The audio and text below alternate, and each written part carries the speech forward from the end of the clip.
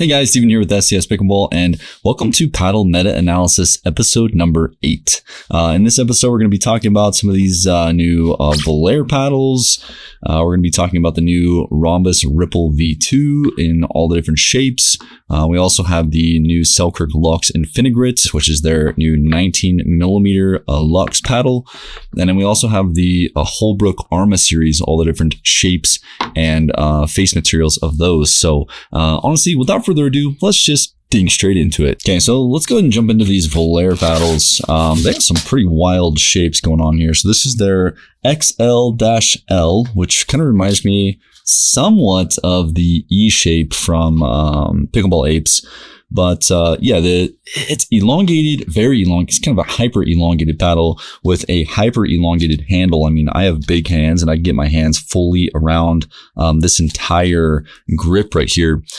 When I first saw the V.1F, I thought this was going to be a full foam paddle. And I do know Volair is working on some full foam prototypes right now. But the F here actually is just indicating that there is quite a lot of fiberglass on the face of this paddle. Fiberglass is going to give a lot more pop off the face. And yeah, so with these paddles, there's 2 layers of fiberglass on top of a layer of either a PET, which is the, the polyester, kind of a silk thread. We've talked about all that. Or on top of carbon fiber, but these are all going to be PET. 2 layers of fiberglass on top of this. Tons of pop. Okay, a little bit of a rigid feeling off the face, a little jarring off the face. One nice thing about the 2 layers of fiberglass is it's very gritty. These faces are some of the grittiest I've felt outside of maybe Honolulu pickleball. But yeah, no, they play okay. They're Gen 2 paddles. If you're looking for a very high pop, high spinning paddle, I think that a couple of these shapes might work pretty well for you. But the hyper elongated shape, of course, with that more narrow face, very elongated shape, when you're taking up a lot of the usable area with the grip length, the face is kind of scrunched up a little bit. So you get a little bit of a tighter sweet spot on this particular shape. Jump into this shape right here. This one, I guess we're calling the lollipop, but this one is by far my least. I mean, this is like a train. This is just kind of silly. I don't even know what the point of even making a paddle like this is, to be honest. You have massive grip for 2-handed backhands. I mean, I can get both my hands around this easy, just easy. But you get a tiny sweet spot, right? So the sweet spot's tiny, it's very tinny, it's very rigid. I wouldn't even consider that paddle even at all. And then we have their new version of kind of their Mach 2 Forza shape, right? So they were the first to sort of pioneer this shape of kind of a wide body with a very tapered off throat like this, and that 5.5 inch handle, which is really nice. Good dimensions, good setup on this paddle, but with a wide body like this, if you're looking for a wide body that has a lot of pop, this could work for you, but it is not a new version of a Mach 2 Forza. The Mach 2 Forza is definitely way more control oriented than this paddle. This paddle has a ton of pop to it. It has kind of like all-chordy power in a way. It's not breaking anything in the power spectrum, but it definitely has a ton of pop due to those 2 layers of fiberglass on the surface of the face. So tons of spin, tons of pop. And overall, yeah, it's a fun paddle if you're looking for spin and pop for sure. But if you're looking for power or control, it might not be for you. But yeah, really nice at the kitchen line. Super good for hand battles. Yeah, the ball comes off very hot. But again, with those 2 layers of fiberglass on the face, it is quite rigid off the face. So keep that in mind. And then we have their hybrid shape, which is going to be like their Mach 1 Forza. So, really solid. Kind of reminds me a lot of the Mach 1 Forza, just with more pop and a little bit more spin. I was listening to John Q's podcast fairly recently, and he was talking about how this sort of arrow curve shape with the rounded top edge is almost kind of like a little old school at this point. And I would agree with that. I think that not utilizing the full width, so they've actually decided to not use the full potential dimensions of this paddle, right? So they went 16.5 on the length, and then they went a little tighter on the width. So they took a little bit of width off the paddle. And why you would do that, I really don't even know, to be honest, because at the end of the day, we know that with more width, you get more surface area. With more surface area, you get a bigger sweet spot. And so, reducing the width and not utilizing any sort of taper that kind of flares out up towards the top of the paddle, it just seems a little bit like an old tech dimension wise. But I will say, again, really good pop off the face, really high spin numbers, absolutely top tier in the spin category. Just not breaking the charts as far as power or as far as dimensional sort of technology is concerned. I think the only shape fairly recently that's really kind of pushed the boundaries as far as, as far as dimensional technology goes, would be the Vapor from 11624 in their Power Series. I think the Vapor shape, when I first saw it, it looked a little wonky to me because I hadn't seen anything like it. But with that beautiful taper on the sides, you get a hybrid paddle that really has the sweet spot and feels a lot like a wide body paddle. And it's kind of the best of both worlds. And on these new Volair paddles, of course, you can use code STS PICKLEBALL to save 10%, which does help a little bit with these. I think they come in at around 200 or 180, depending on the different paddle that you're going to be purchasing, which is in the ballpark, especially with tariffs and all the issues and stuff that's going on right now, affecting the pickleball market. And we are seeing that affecting the pickleball paddle market. We're seeing prices go up. We're seeing discounts decrease a little bit over just because of what's going on in the marketplace. So makes sense. I think $180 to $200 for a paddle like this is reasonable. But again, it's not utilizing any interesting new tech. But again, if you prioritize high pop and high spin, this could be a great paddle for you. So when we see something like this that has a little bit less dimensions from side to side and, and is still an elongated paddle at 16.5 inches, where you're not utilizing the full dimensional capabilities within legal limits, you're just losing a little bit of sweet spot. So I think that could be a little bit of a technical error from Volair. But anyways, let's go and move on. So next up, we have the Ronbus Ripple V2. Okay, so I called this. I was on the phone with Dong Ronbus for a while back. When their original Ronbus Ripples were, not passing PB Core after all the changes happened and all the power stuff happened. A lot of you guys were questioning me saying, oh, I don't think that there's going to be a V2. I think you're making this up. And no, I wasn't making anything up. There is a V2. There was a V2 in the works, and here it is. So this is the V2 of the Ripple. Basically, the only difference here is going to be that the swing weight is a little bit higher on these, and that's due to the fact that so on the inside of this paddle, there are carbon fiber strips. Okay, in the original V1, there was more EVA built into those carbon fiber strips. In this one, you're just going to have less EVA foam within those carbon fiber strips. So this does not have a polypropylene core, nor does it have a full foam core. This is a core more similar to kind of a gearbox style paddle that has carbon fiber strips with EVA foam sort of embedded into those carbon fiber strips. And you can play with the power dynamics of it by either adding more EVA foam within those carbon fiber strips, which is going to give you more power, or you can reduce the EVA foam that is embedded within those carbon fiber strips, and that will give you less power. So all they did here was just reduce the EVA foam, add a little bit more carbon fiber within those strips within the core layup of this paddle, and you have something that passes PB Core and has the power of a Yola Pro 4. So this is right at the top of the legal limit as far as power goes, and it does have a little bit less dwell time than the original Ronbus Ripples. So it doesn't have that super spinny, ultra dwelly feeling where it's just like pocketing and springing off the face. It does have a little bit more rigidity off the face. But that doesn't mean that it's more rigid than something like a Yola Pro 4. I would say that this is very similar to a Yola Pro 4 feeling off the face, but you do get a little bit more spin off of this. And that's been one of my biggest top gripes with the Yola Pro 4, and that's why you don't see that in my top 5 video for 2025, is that, the spin was a little low on that paddle.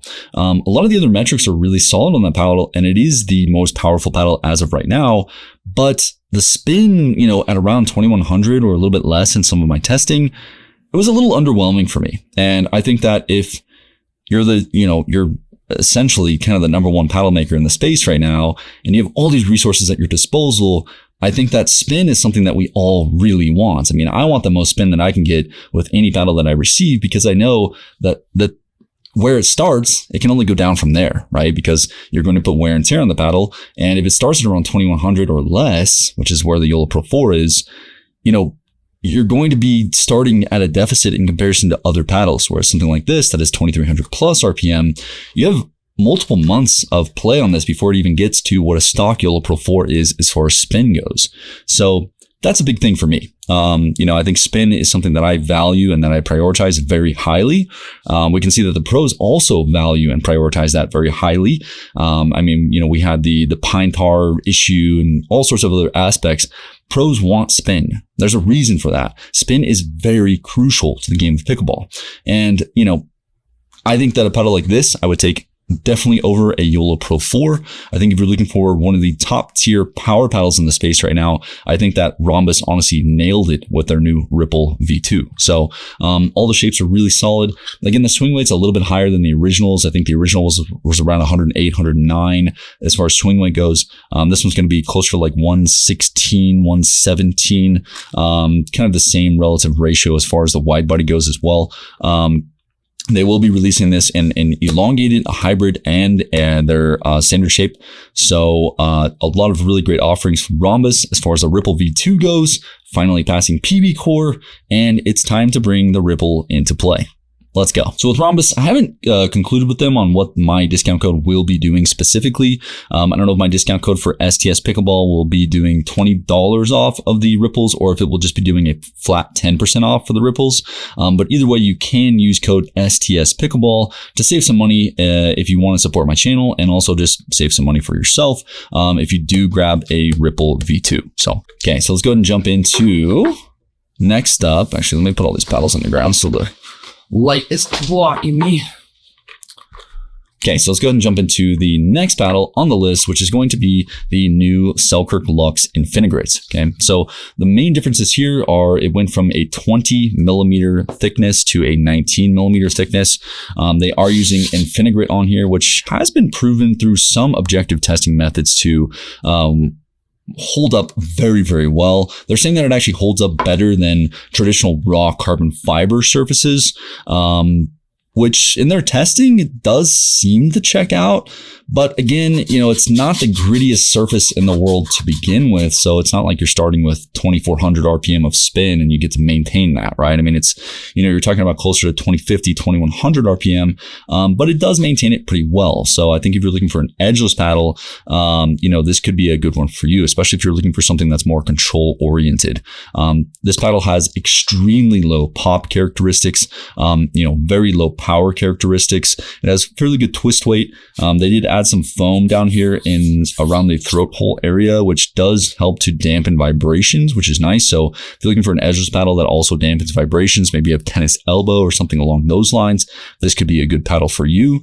I think this is one of Selkirk's better offerings, just generally speaking. I think the fact that they're going with a 19 millimeter thickness with a lot of the control characteristics, I think that they're offering something in the marketplace that we don't see too often these days, with everything being so ridiculously power centric. But I do think it is a decent offering overall. I think adding the foam around here is nice. Moving it to 19 millimeters is probably a smart play, given the fact that if you add foam anywhere above the handle, above the grip of the paddle, you're going to be introducing weight to the paddle. And so adding foam down here around this throat hole will add a little bit of swing weight to it. So reducing it to a 19 millimeter thickness is going to reduce the overall swing weight of this paddle, which is a smart play from Selkirk's standpoint. Solid paddle in play. I do quite like it. Again, I'm not the biggest fan of edgeless paddles in general. As far as discount codes go, for this one, you can use my Selkirk specific discount code, which is INF-STS Pickleball. And that'll give you a gift card back if you do end up purchasing one of these paddles. And that is comparable to any of the other best discounts as far as Selkirk goes. I'm always trying to get you guys the best discount possible because I just want to save you money and time. I think this is a pretty decent offering from Selkirk. I can't knock this one too much. I think their Infinigrit technology checks out. And I think adding foam around here to dampen some of the vibration, moving it to a 19 millimeter thickness, it's a pretty solid offering if you're looking for something very control oriented in the edgeless category. Okay, so lastly, let's go ahead and jump into these new Holbrook paddles. So this is the Holbrook ARMA series. And what's very unique about this series is one, that they're offering two different face types, face surface materials. So they're offering this PET sort of metallic material, and then they're also offering a traditional raw carbon fiber material. I much prefer the raw carbon fiber material on these. Their PET seems to be a little behind the tech as far as grit is concerned. Like a titanium paddle from Honolulu Pickleball, for instance, is extremely gritty. It feels like sandpaper. These Holbrook paddles with the PET, with this titanium material specifically, feels very, very, very smooth. And you can feel that in play. There's not a whole lot of spin going on. It's in the 20, 50 RPM range. But again, that's where it starts, so it can only go down from there. The technology that's being implemented here as far as the core goes, actually, let's go ahead and pick up the carbon fiber version because that's my personal favorite.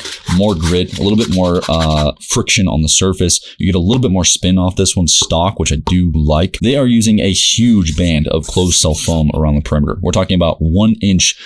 Even in their elongated paddles, they're actually using upwards of 1 inch, closer to 2 inches of foam around the perimeter of the core. The other thing that's very interesting here as well is they're calling it sort of a dual density core, where they're actually using, I believe it's a 10 millimeter polypropylene cell core in the lower portion of the polypropylene aspect of the core, and then they're using a 6 millimeter polypropylene core on the upper aspect. And what they're thinking there and what they're trying to do is they're kind of moving. Basically what they're saying is that the smaller the cells, the better the sweet spot is going to be. So if they add smaller polypropylene cells in the top and closer to the top edges, they're saying that it's going to basically make the sweet spot larger. In my testing, as far as, well, let's put it like this.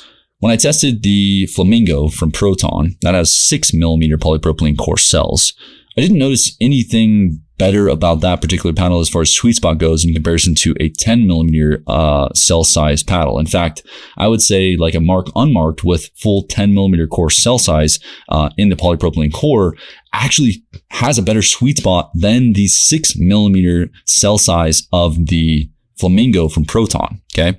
So does that aspect really check out? In play, I probably would say it's a little bit more of a marketing thing than it is actually performance driven. Okay. Just as far as the polypropylene densities go, right? And there could be, we don't know for sure yet, take this with a grain of salt, but there could be, in theory, some issues with core crushing by using two different densities, two different polypropylene cell sizes in the core. Because basically what you're doing is you're adding two different sheets of polypropylene in here, and you have to cut both of those sheets. And when you cut both of those sheets, you're actually cutting those polypropylene cells. So there could be a little bit of an integrity issue, but the owner did say that they put these through thorough testing on machines and in play with humans as well, and that they haven't had any issues with core crushing thus far. I also have not had any issues with core crushing either. And also, with that huge band of foam around the perimeter, I think that it probably does give enough integrity to probably negate the aspects of that. But I do want to throw that out there because these are fairly expensive. I believe the carbon fiber ones come in at $260, and these titanium versions or the PET thread, the polyester versions, come in at $280. You can get, I believe, they're going back and forth on what our discount codes are going to be giving for these, but I believe it's going to be a flat 10 or 15% off.